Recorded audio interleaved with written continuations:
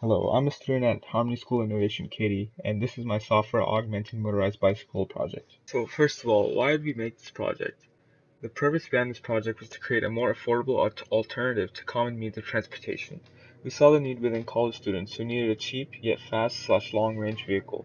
We began to research motorized bicycles and found that there's a large surplus of both old oil for fuel and lawnmower engines. We began by creating a list of the parts we would need and where to get them. Once our parts arrived, we began assembling a prototype motorized bicycle with no upgrades. We began testing it, making sure to log any improvements that can be made to the design. We continued to tweak and improve the old engine and driving assembly itself until we had a solid base. Then we began integrating smart features which helped make the bike more friendly to an average user. We created our own encoders for the wheels and embedded gyroscopes, accelerometers, magnetometers, temperature probes, humidity sensors, and even an OLED panel on the handlebars. In the end, we were able to achieve all of our engineering goals. Our motorized bicycle was able to transport up to one passenger or many bags of cargo in the cargo rack. The mileage was also excellent, with estimates ranging between 80 and 95 miles per gallon. Even with all these great features, we were able to keep the cost of the bike extremely low at about $120, which is excellent for college students in debt.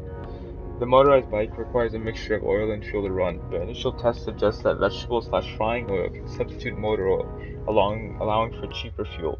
The range is also excellent, with the ability to travel on sidewalks, between cars, off-roads, and on most roads.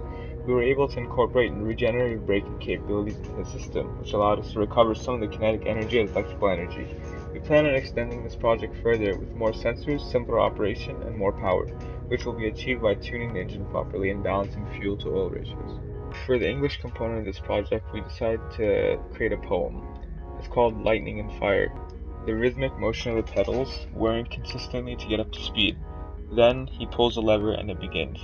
Fuel flows into the chamber, waiting for its demise. Then suddenly, lightning strikes down at the timid gasoline and ignites a rage that cannot be quelled. For the social studies component of the project, we decided to research two-stroke engines and their history, because we're utilizing them within our project.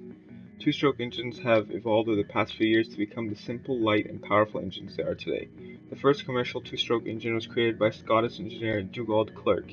His in-cylinder compression design was patented in 1881, which, unlike most two-stroke engines, utilized a separate charging cylinder.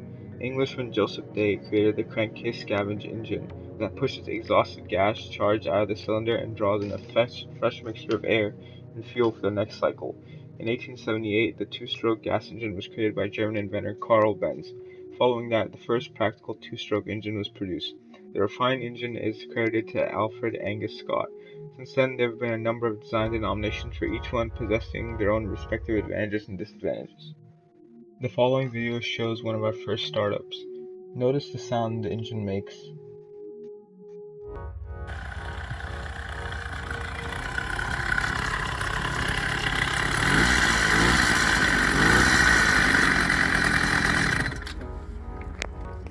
Now, here's a clip of our engine after tuning it properly.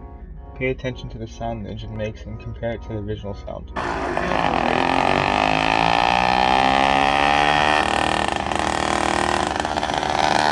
This is the result of tuning for both low and high-end torque. As a result, our engine can produce over 3 horsepower.